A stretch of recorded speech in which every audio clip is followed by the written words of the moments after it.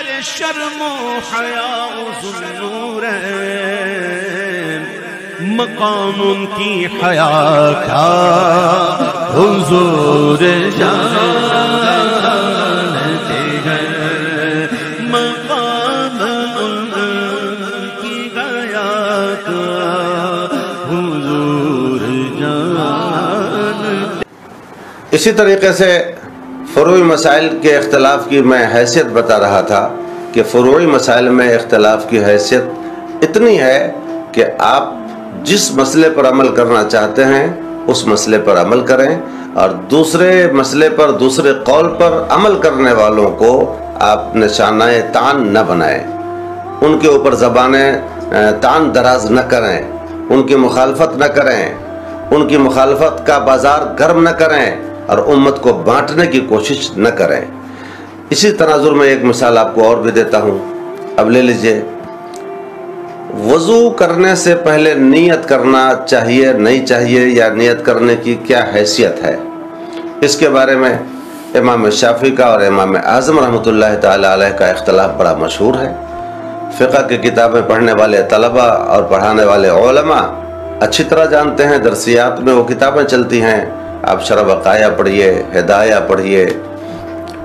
اس میں یہ سب چیزیں ملیں گی آپ کو۔ تو امام شافعی رحمۃ اللہ علیہ کے یہاں یہ ہے کہ وضو میں نیت کرنا شرط ہے، یعنی بغیر نیت وضو کے اگر آپ نے وضو کر لیا تو یہ آپ کا وضو نہ ہوا، گرچہ آپ نے سب کام کر لیے، چہرہ دھو لیا، ہاتھوں کو دھو لیا، مسح بھی کر لیا، پیروں کو بھی دھو لیا، وضو میں جتنا کچھ کیا جاتا ہے سب کچھ آپ نے کر لیا، لیکن نیت اور ارادہ کے بغیر آپ نے کیا تو پھر آپ کا یہ وضو نہ ہوا، آپ بے وضو ہیں ابھی تک۔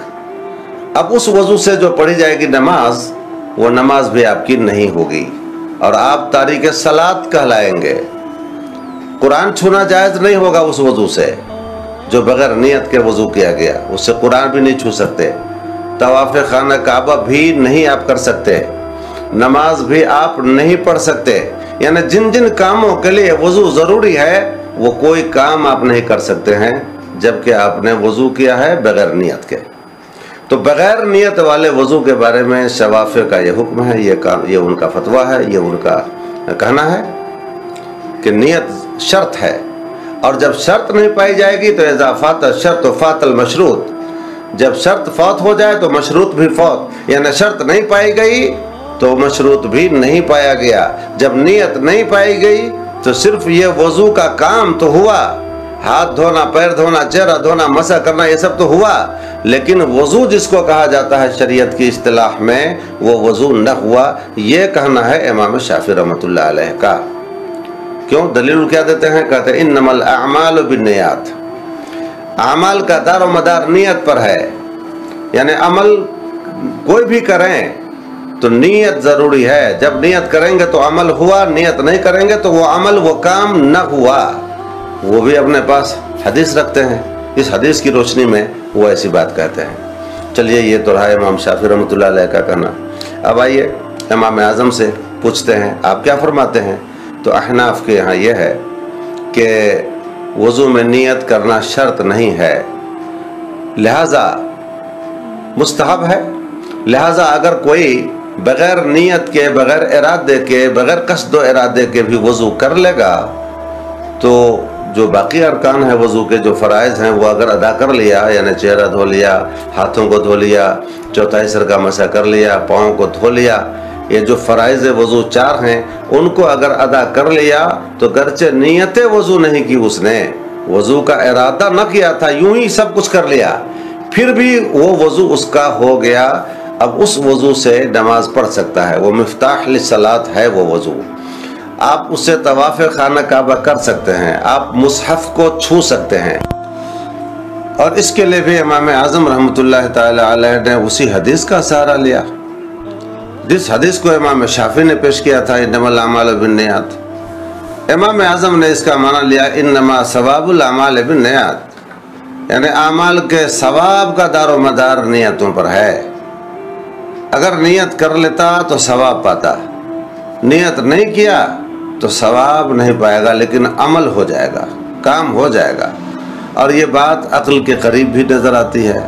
اگر کوئی کسی کو یوں ہی غیر ارادی طور پر تلوار چلا دے، کسی کی طرف بندوق چلا دے، گولی چلا دے، ارادہ نہ کرے، غیر ارادی طور پر چل جائے، تو کیا اس سے جان نہیں مرے گی؟ کیا گردن نہیں کٹے گی؟ کام وہ ہو نہیں جائے گا؟ بالکل ہو جائے گا۔ تو امام اعظم کی دلیل یہی ہے کہ ارادے کے بغیر، قصد کے بغیر، نیت کے بغیر بھی اگر وضو کوئی کیا تو وہ کام تو ہو ہی جائے گا، البتہ ثواب اس کو وضو کا نہیں ملے گا، چونکہ اعمال دو طرح کے ہوتے ہیں، اعمال دینی، اعمال دنیاوی۔ تو دنیاوی اعمال میں اگر نیت نہیں کیا، دینی اعمال میں اگر نیت نہیں کیا تو عمل تو ہو جائے گا، کام تو ہو جائے گا، لیکن ثواب نہیں ملے گا، چونکہ دینی اعمال میں ثواب ہی اصل ہے۔ تو ثواب کا انکار انہوں نے کیا، لیکن عمل کے ہو جانے کا انہوں نے اقرار کیا، وضو ہو جائے گا۔ اب یہ اختلاف ہے۔ امام شافعی رحمۃ اللہ علیہ کے ماننے والے بغیر نیت کے وضو کو وضو ہی نہیں مانتے ہیں، مفتاح الصلاۃ نہیں مانتے ہیں، لیکن احناف کے ہاں وہ سب ٹھیک ہے، بغیر نیت کا وضو بھی درست ہے۔ اتنا اختلاف کے باوجود بھی کسی حنفی کو یہ اجازت نہیں کہ وہ شافعی کے خلاف زبان تان دراز کریں، اور کسی شافعی کو یہ اجازت نہیں ہے کہ وہ حنفی کے خلاف زبان تان دراز کریں، اور اگر کوئی کرے گا تو یہ شریعت میں زیادتی ہوگی۔ جب یہ بات آپ کے ذہن میں اتر گئی تو آج بھی بہت سارے مسائل فرعیہ ہیں، فقہیہ ہیں، اجتہادیہ ہیں، جن میں امت کے علماء کا اختلاف ہے، کئی نظریات ہیں، کئی قول ہیں، تو ان اختلافات کو بھی ہمیں اسی تناظر میں دیکھنا پڑے گا، اور جس کے قول پر آپ کو عمل کرنا آسان ہو اس کے قول پر عمل کریں، مگر دوسرے کے قول پر تنقید نہ کریں گے، زبان تان دراز نہ کریں گے۔ اس قول کے ماننے والوں کو سنیت سے باہر نہیں کر سکتے ہیں، ان کو مسلک سے باہر نہیں کر سکتے ہیں، انہیں صلح کلی نہیں کہہ سکتے ہیں، ناشائستہ کلمات ان کے لیے آپ نہیں کہہ سکتے ہیں۔ آپ کو جس قول پہ عمل کرنے کا شوق ہے آپ عمل کریں، بلکہ اس کو زیادہ سے زیادہ فالو کریں، آگے بڑھائیں، شیئر کریں، لیکن یہ اختیار آپ کو شریعت نے نہیں دیا ہے کہ دوسرے قول کے ماننے والوں پر آپ زبان درازی کریں، ان کو مسلک سے نکالنے کی ناپاک جسارت کریں۔ یہ حق آپ کو شریعت نے دیا ہی نہیں ہے، یہ آپ کی طبیعت کی پیداوار ہے، یہ شریعت نہیں ہے۔ اور افسوس تو تب ہونے لگتا ہے کہ اپنی طبیعت کی پیداوار کو لوگ شریعت کا رنگ دینا شروع کر دیتے ہیں کہ یہی شریعت ہے۔